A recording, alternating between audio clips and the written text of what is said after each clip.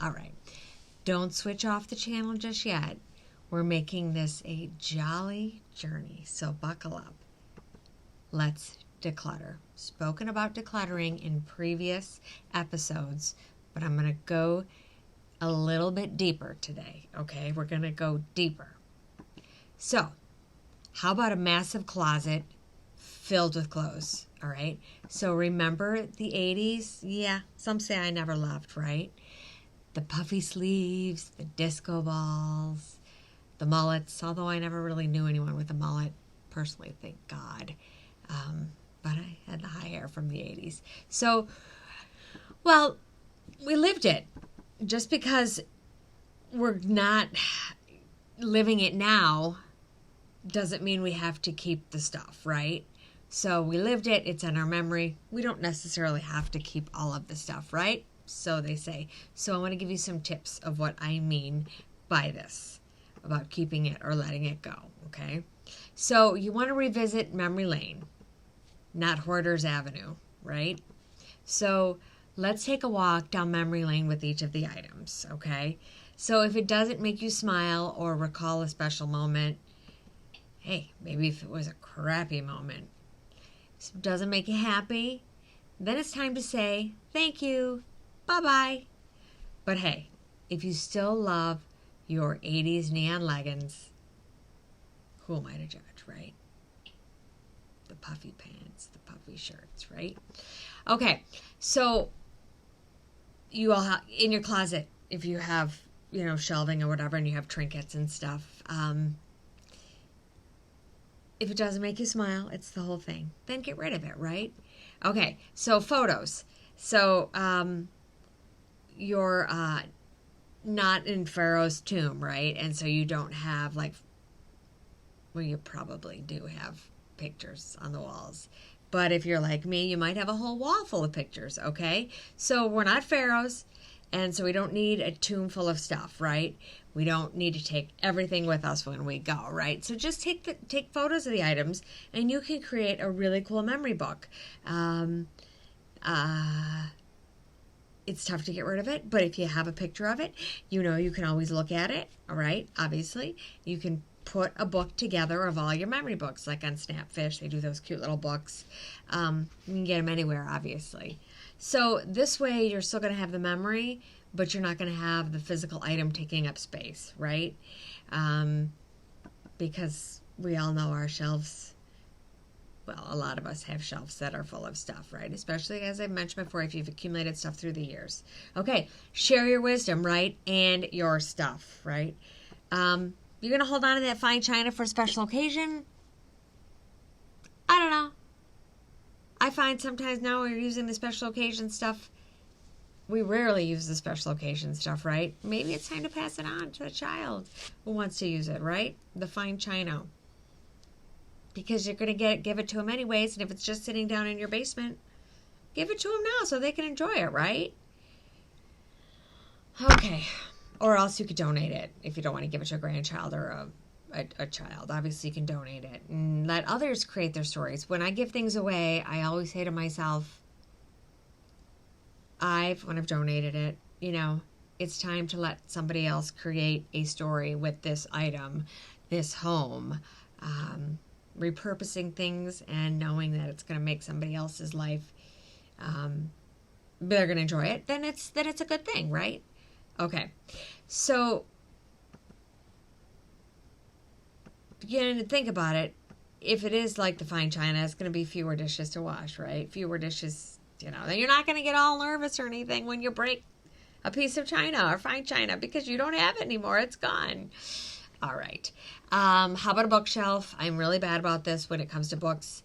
They all say, and I do believe it, going digital, right?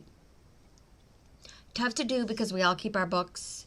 I have a ton of books. I keep buying books. I've published a couple little tiny books about real estate. But they're in digital format too, right? So it's good sometimes.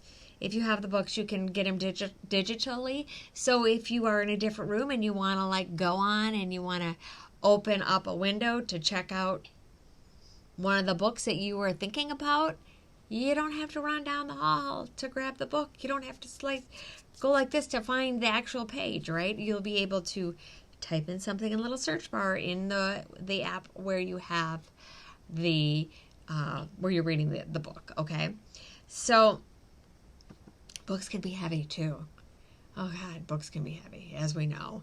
So let's embrace the 21st century. It is tough, but audiobooks are the way to go.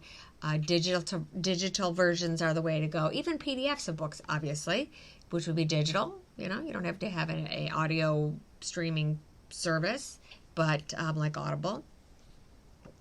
Anyways, your back's going to thank you in the end, right?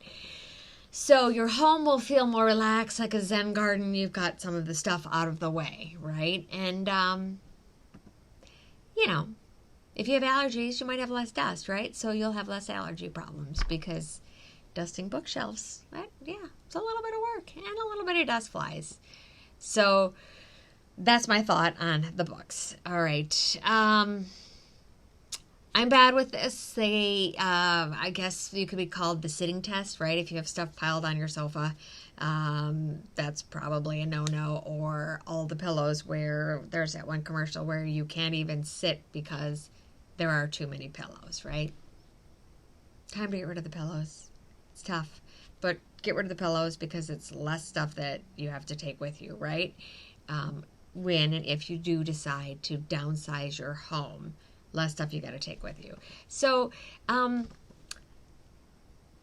if you want, you just tell yourself you're like taking it for a walk, right? And you take it for a walk and you're like, okay, we're going to take a walk, pillows. We're actually going to donate it. Same thing. You're going to go to a new home and let the pillows and stuff enjoy the new home, right? And then you'll have more room on the couch to sit. Okay, so we've talked about the bookshelf. We've talked about the bedroom. Let me see. What else? Shoes. Okay. Shoes are tough. Shoes are really tough, right? I got to a little story here, when we cleaned up my parents' home. My mother, beautiful woman, dressed beautifully, had beautiful things, had a lot of shoes. She found shoes that she had never even worn in her closet. I have a couple of pair of those that I think I may wear one day, but if you've never worn them, if you don't think you're going to wear them, if the heel is like this high, like when I met my husband in 2010, I was a lot younger and wearing those big tall heels, feeling like $1 million. But then as you get older, sometimes your feet don't like those shoes anymore. All right. So we can have a laugh about the shoes, or even the shoes that you have saved for years, old saddle shoes or something. They're kind of cool, but have a laugh about it and, share it with your family and then decide if they're keepers or not. And, if you want to give them to your grandson, if you want to give them to your granddaughter, who knows? Who knows? I mean, if they're really crazy, then maybe hold on to them for like a Halloween party, right? You could do that. It may be something. So I always say downsizing is better with company. So enlist your troops, your family, your friends, or even a professional, because there are professional organizers that will come and help you, that will actually give you the little push that you need to get over the edge, because sometimes we do put these things aside, and knowing that once it gets done, you feel so much better about yourself. And you can make it a party, because if you're like me, I like having parties and I like having people over. Although the other part of this is that make sure you are on the same page with the people you are downsizing with, that you are going through your stuff. I say downsizing in the term of like de-accumulating things. If that's like kind of, it's not, I don't know if that's a word, but when you're taking your larger stuff down to smaller, like coffee mugs. I got a story about coffee mugs.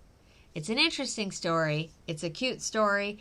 But the point is, you got to get with the current,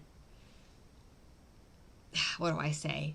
I guess the current times, right? I have probably a lot of coffee cups, and it took my husband's daughter to come in and start helping us. And when we were moving, telling me I don't need all these coffee mugs. Like, what do you got the Halloween themed coffee mug in the cabinet? So they take up space, right? I collect coffee mugs from wherever I go.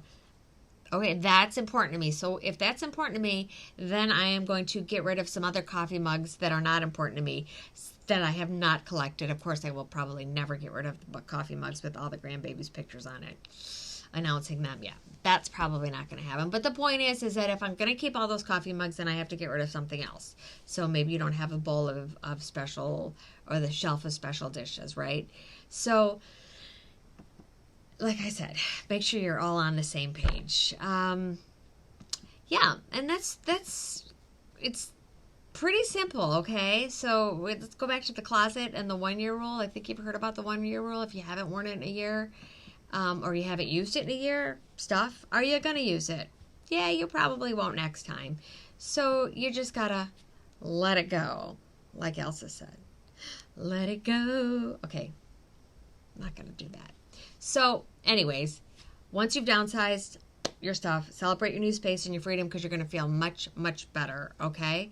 That's pretty much what I have to say about that. So this video was to give you some other tips about downsizing and to get rid of stuff. And like I said, I've already talked about things before. I just kind of went into a little bit of a deeper one. I'm going to give you some other tips and tricks, I guess you could say, in the future. I'm going to dive into a little bit deeper about if you want to downsize your home, right?